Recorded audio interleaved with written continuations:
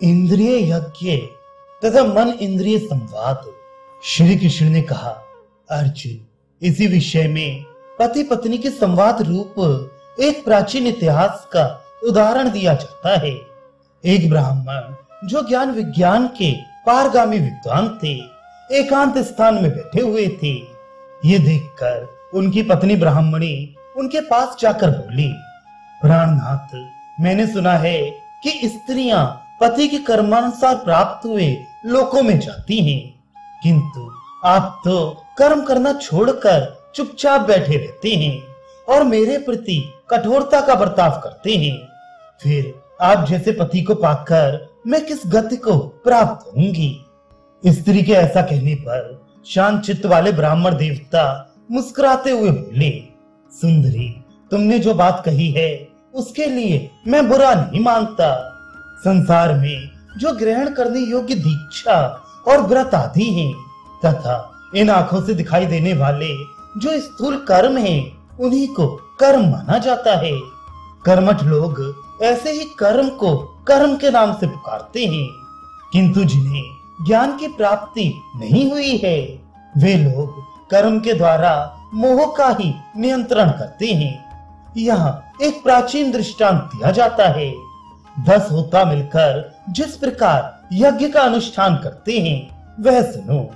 कान, त्वचा, नेत्र, वाक, रसना, नासिका, हाथ, पैर, उपस्थ और गुदा, ये 10 होता है।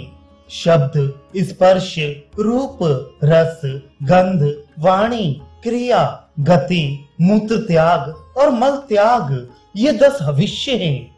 दिशा, वायु, सूर्य, चंद्रमा, पृथ्वी, अग्नि, विष्णु, इंद्र, प्रजापति और मित्र, ये 10 देवता अग्नि हैं।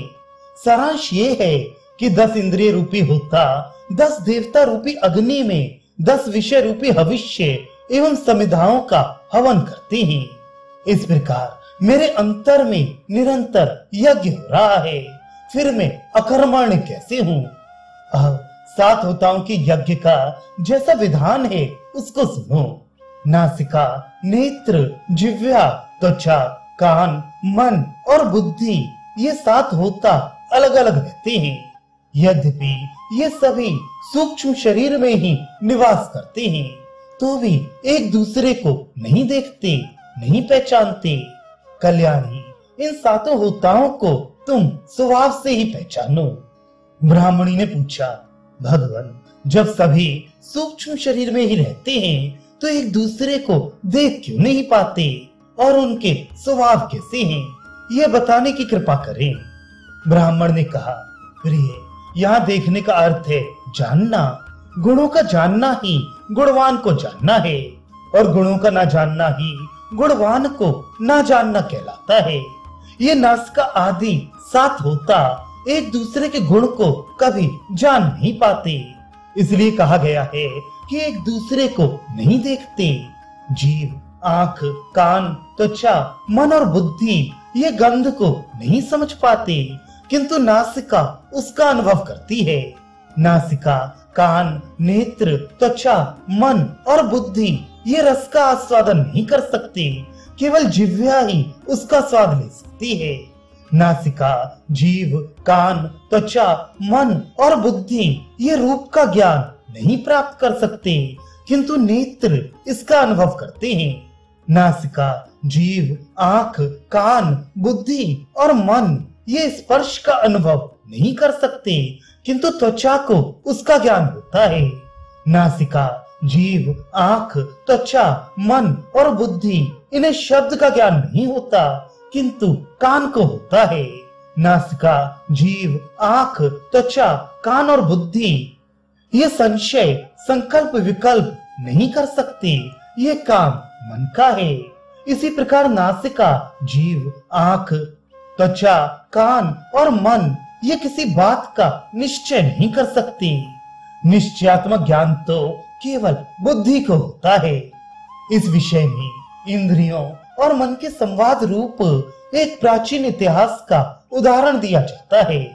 एक बार मन ने इंद्रियों से कहा, मेरी सहायता के बिना नासिका सूंघ नहीं सकती, जीभ रस का स्वाद नहीं ले सकती, आंख रूप नहीं देख सकती, त्वचा स्पर्श का अनुभव नहीं कर सकती और कानों को शब्द सुनाई नहीं दे सकता। मैं सब भूतों में श्रेष्ठ और सनातन हूँ। मेरे बिना समस्त इंद्रियां सूने घर की भांति श्रीहीन जान पड़ती हैं। संसार के सभी जीव इंद्रियों के यत्न करते रहने पर भी मेरे बिना विषयों का अनुभव नहीं कर सकते।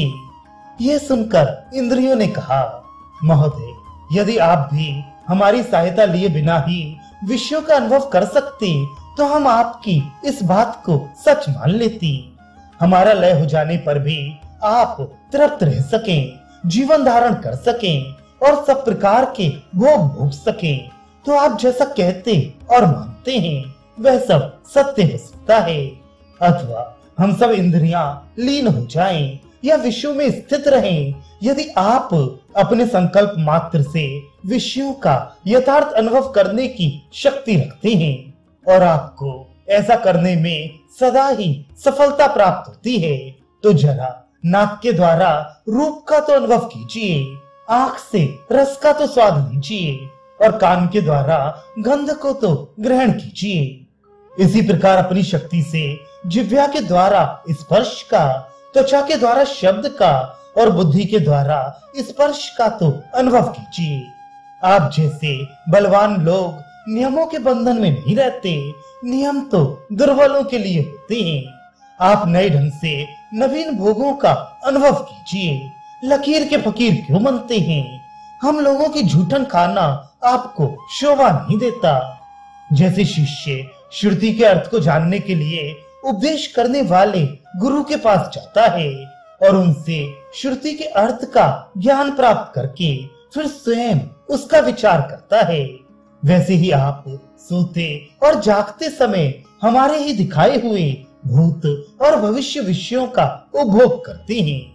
भले ही हम लोगों की अपने अपने गुणों के प्रति आसक्ति हो और भले ही हम परस्पर एक दूसरे के गुणों को ना जान सकें, किंतु यह बात सत्य है कि आप हमारी सहायता के बिना किसी भी विषय का अनुभव नहीं कर सकते। आपके बिना तो हमें केवल हर्ष से ही वंचित होना पड़ता है।